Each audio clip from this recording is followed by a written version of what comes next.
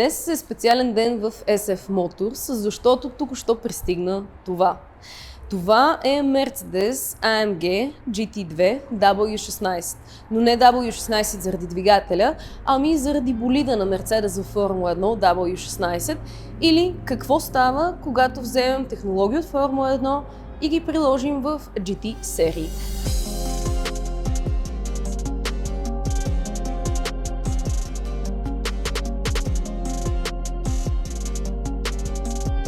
Може би се чудите какво общото между Формула 1 и GT сериите, защото на практика нямат много общо.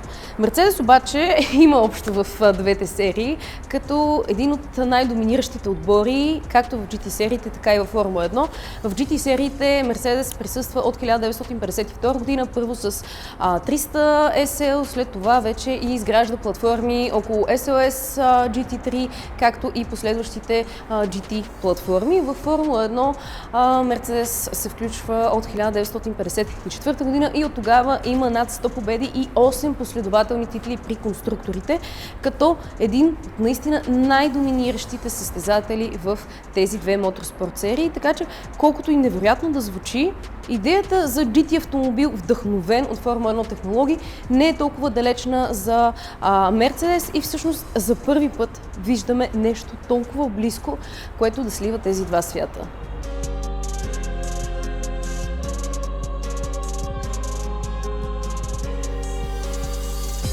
Какъв обаче е точно този автомобил? Сега това не е платформа, която е самостоятелно разработена за GT2 W16, предвид, че това е така нареченият клиентски клас или клиентски автомобил. Тоест автомобил, който се предлага на определени клиенти, за да ходят на по-скоро частни трак дни и да някъде се фукат с такъв автомобил, защото това наистина е много специален автомобил, от който са произведени само 30 бройки, т.е. може да си представите, че ако вие сте един от собствениците на точно такъв автомобил, със сигурност имате право да се фукате. Но все пак, шасито на този автомобил е базиран на съществуващата GT архитектура на Mercedes AMG, но е GT2. За разлика от GT3, където автомобил трябва да се съобразява с различни регулации, BOP, тук този автомобил е лишен от всякакви спънки и позволява мечтата на инженера, такава, в която той не е ограничен по никакви параметри. Тук говорим за 4-литров битурбодвигател с над 800 конски сили, където при GT3 състезателните автомобили там има ограничение на мощността, именно заради BOP-то. Имаме 6-степенна правозъба секвенциална трансмисия, която е монтирана отзад, т.е. говорим за трансаксел конфигурация, като тунелът на трансмисията е от карбон, което е стандарт при състезателните автомобили, бих казала, като именно тази трансмисия издържа до 1000 Нм натоварване. Сега, къде се включва Формула 1 технологията? С две думи имаме push-to-pass бутон, както и DRS. Виждате това огромно крило. Карбоновият материал в случая е най-малко впечатляващ, защото само вижте тези помпи. DRS, както ви споделих, има това задно крило, където тук може да видим и градусите на наклоните 0,4 и 8. Това са секциите, през които се регулира, и ето тези хидравлични помпи, които управляват DRS системата, която се активира от волана, но ще стигнем до там след малко. Интересното е, че този автомобил не може да се регистрира по данни на Mercedes AMG, обаче имаме същевременно пространство, което е оставено евентуално за регистрационна табела, даже с пробита броня, карбонова броня, което е интересно решение. Така идва автомобилът от завода. Нямам представа, честно казано, защо има пробити тук дупки. Най-вероятно, за да се използва за някакви друг тип обозначения. Но да, 4 половина крайника, дифузьор.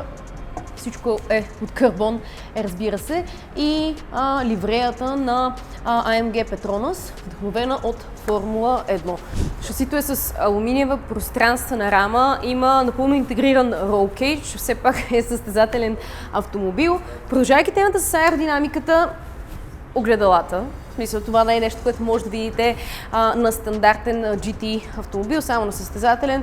Плоски огледала с аероелементи тип крила тук. елате да видите още по-интересното. Имаме ето тези хриле, които се отварят хидравлично за първи път на GT автомобил, като имаме подобни, които са в AMG One. Отново пистова, бих казала, но вече версия, която може да се регистрира, която също е лимитирана и която знаем, че имаше няколко бройки вече регистрирани в България. Но както и да, това са хриле, отново за охлаждане, които се отварят посредством хидравлични елементи. Сега,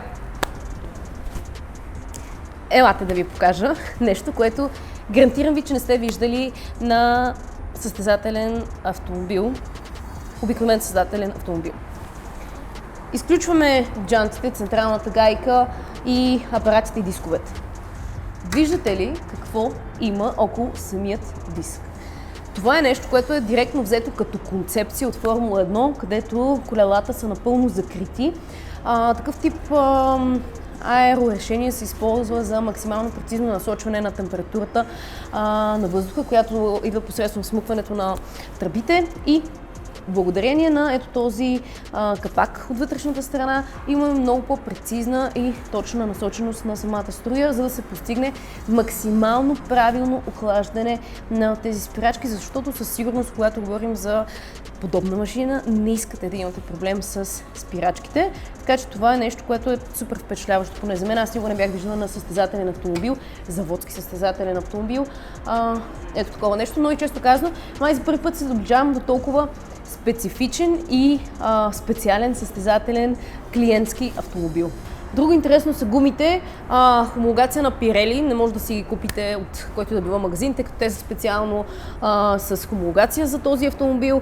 325, както виждате, и размерът е малко по-различен, 660 на 18, като те са мокра смес с такъв тип гуми. Обикновено идват състезателните автомобили, тъй като при транспортиране, при местене, качване на автовози е по-добре да имате гуми, на които искате да разчитате, а не да дойде, например, с пълен слик, който да ви предаде в някои от тези действия.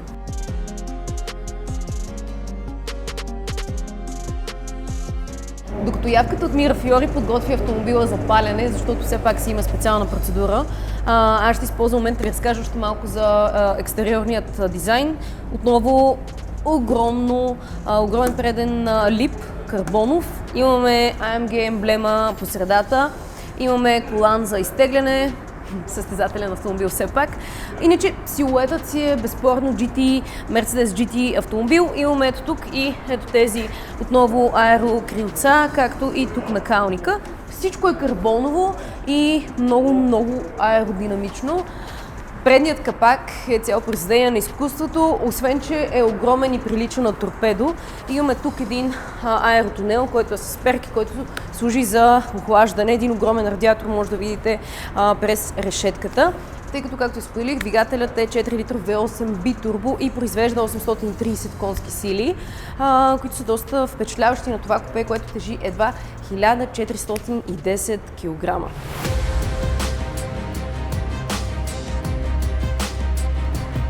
Това, което виждате, е сърцето на една истински състезателна машина. Не пистов автомобил, състезателен автомобил, който излиза заводски по този начин. Виждате двигателя, трансмисията ви споделих, тя се намира отзад в трансаксел конфигурация, турбините, просто произведение на изкуството. Ако видите двете перки за охлаждане на огромния радиатор, който така заема едно значително пространство отпред, много впечатляващо. Искам само да видите и тези хидравлични помпи ето тук, които би трябвало да отговарят за ето тези отварящи се хриле. Покачването е 4-посочено с 4 нива на регулиране на амортисьора, което си е стандартна конфигурация за такъв тип състезателен GT автомобил, но въпреки това всичко тук изглежда много впечатляващо. Капакът, разбира се, е карбонов, композити и се затваря. Нещо, което исках да ви спомена и което ми направи впечатление при свалянето на автомобила. Боби, ще трябва тук да влезеш в джантата буквално, защото това, което искам да ви покажа, е задното окачване, което буквално опира почти на милиметри стои от джантата, което в смисъл може да си представите как са всичките компоненти подредени толкова прецизно в автомобила, така че да имаме компактно тегло, така че да имаме оптимизация на въздушния поток и е нещо просто, наистина, елате да видите. Носачът е на ето толкова от джантата. Аз честно ви казвам, не бях виждала такова нещо. Феноменално. Екстериора има още няколко забележителни GT, да кажем, характеристики, като този люк отгоре, който е задължителен за всички GT състезателни автомобили. В случай на инцидент да може да се изкара водачът. Имаме стъкло, което е от плексиглас. Имаме също така тук и въздух. Две неща, които са отпред, не ви споделих. Онова там е AirJack, което стърчи. Всъщност колата има помпички, на които се вдига, за да се сменят гумите, и тук имаме пожарната система от лявата страна. Сега, мисля да ви поканя вътре, защото ситуацията става още по-вълнуваща. Това е един много специален интериор, който е подписан между другото от Кими Антонели. Споделих ви, че са произведени 30 бройки, като те са, да кажем, в чест на Кими Антонели, като той лично е подписал всяка една от тези 30 бройки тук на праговете. След малко ще влезем в интериора, за да ви покажа какво се случва в един истински състезателен автомобил. Преди това се сещам обаче, поглеждайки отзад, да ви споделя, само да видите колко отгоре е разположен резервоара. 120 литра е по спецификация и е така доста дигнат в купето, което е интересно инженерно решение, но няма да оспорвам инженерите на Mercedes AMG. Сигурна съм, че много добре знаят какво са направили с тази кола.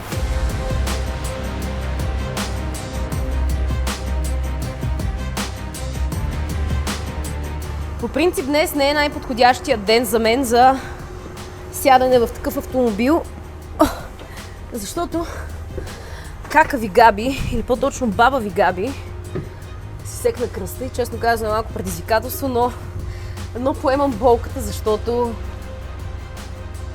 вау, просто вау.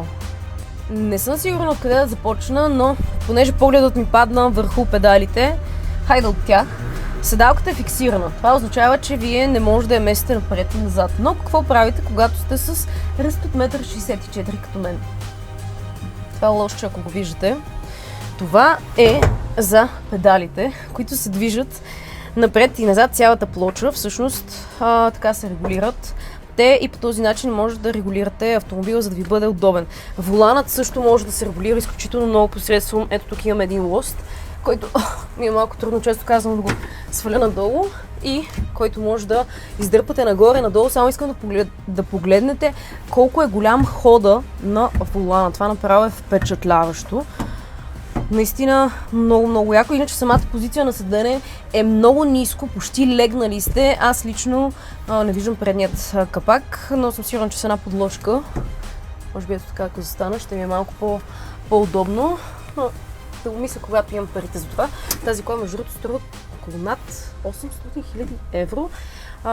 Разбира се, това е спекулативна, така да кажем, цена и истинската сума знаят само хората, които ще си позволя този автомобил. Не мога да затегна воланът, но слава богу няма да ми се наложи точно в момента.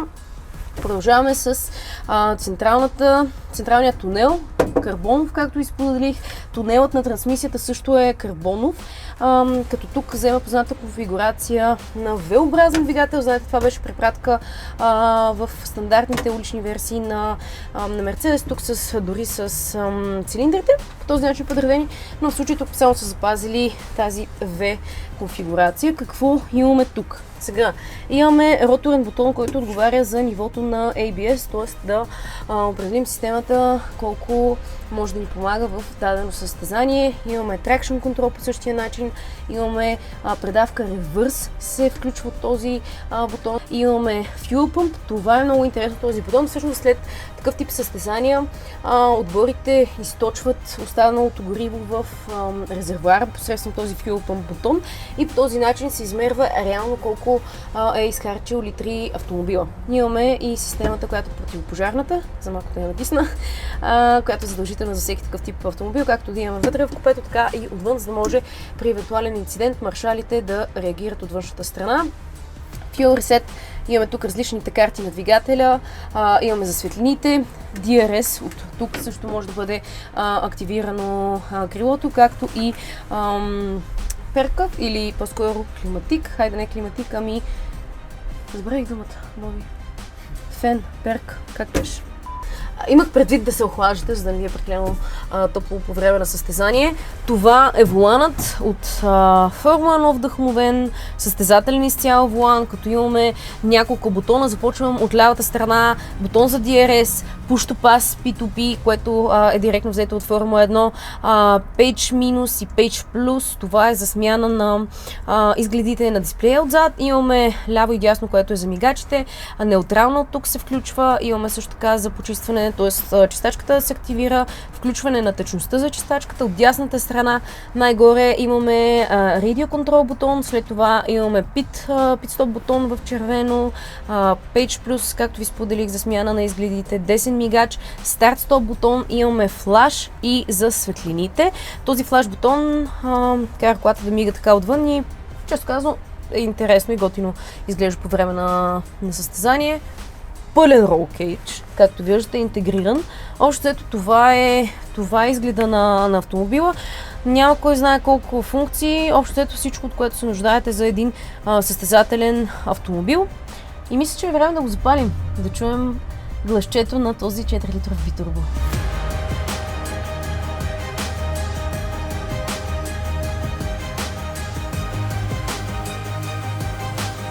Така, сега натискаме Main Switch бутона, който е за...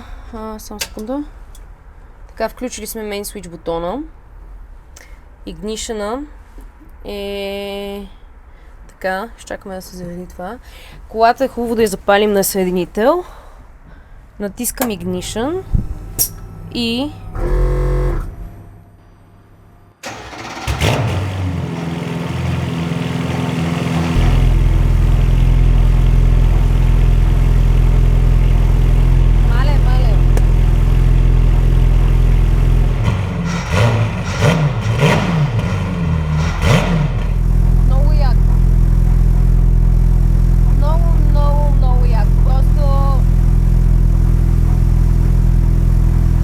Значи искам да ви кажа само, че ако си търсите причина да вземете този автомобил на жена ви, той няма ключ, така че може да сте спокойни, че няма никога да бъде изгубен. Не, шегата на страна, автомобилът няма ключ, защото е състезателен и никога не се заключва. Така че да, това е от мен.